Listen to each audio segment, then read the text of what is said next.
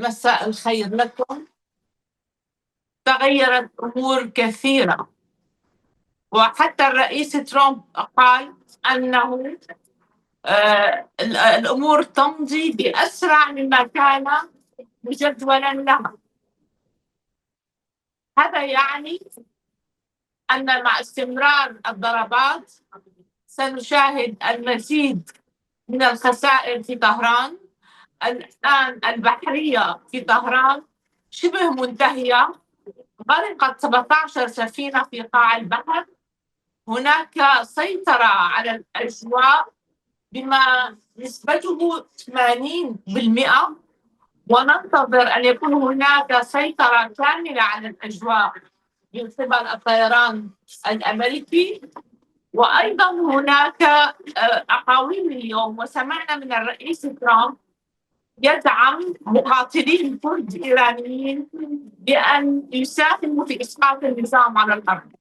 الهدف هو تدمير كل قدرات إيران الهجومية النووية منها، والصواريخ البالستية وقواعد الصواريخ البالستية، وأيضا القضاء على الميليشيات التي تمولها إيران والتي تزعزع الاستقرار في كل مكان من العالم. لا طبعا إذا تغير النظام الإيراني سندخل في مرحلة جديدة في إيران. يكون هناك قيادة تعيد إيران إلى المجتمع الدولي بعد أن خطفها هذا النظام من المجتمع الدولي لمدة 50 عاما، وتصبح إيران دولة طبيعية من جديد، ويعود شعبه إلى الحرية ويتخلص من القمع الذي مارسه هذا النظام لمدة 50 عام. لا أعتقد أنه سيتم هناك حركة من النزوح أو اللجوء إذا سقط النظام وتم إيجاد قيادة بديلة تستطيع أن تتعامل مع الغرب وتعود إلى المفاوضات وإلى الخطاب العقلاني مع المجتمع الدولي من أجل مصلحة الشعب الإيراني ومصلحة دول الجوار ومصلحة الولايات المتحدة أيضا، لأن في السبب المباشر لهذه الحرب أن الرئيس علم من مجموعته الاستخباراتية ومن وزير الخارجية روبيو أن إيران تمتلك الآن صواريخ باليستية ستصل إلى الأراضي الأمريكية، وهذا ممنوع.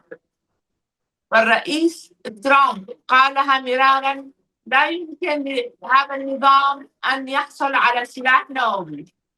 الآن النظام في أضعف أوقاته، والثمن الآن هو أن يسقط النظام ويقوم الشعب الإيراني بإيجاد نظام بديل.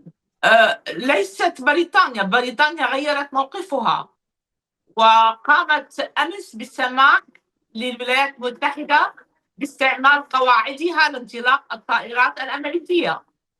أيضا المستشار الألماني كان أمس في واشنطن، وكان بينه وبين الرئيس ترامب حوار مفيد ومثمر، وقرر دعم موقف ترامب. الحكومة الفرنسية والرئيس ماكرون قرر إرسال حاملة الطائرات الضخمة شارل دوغول إلى المنطقة.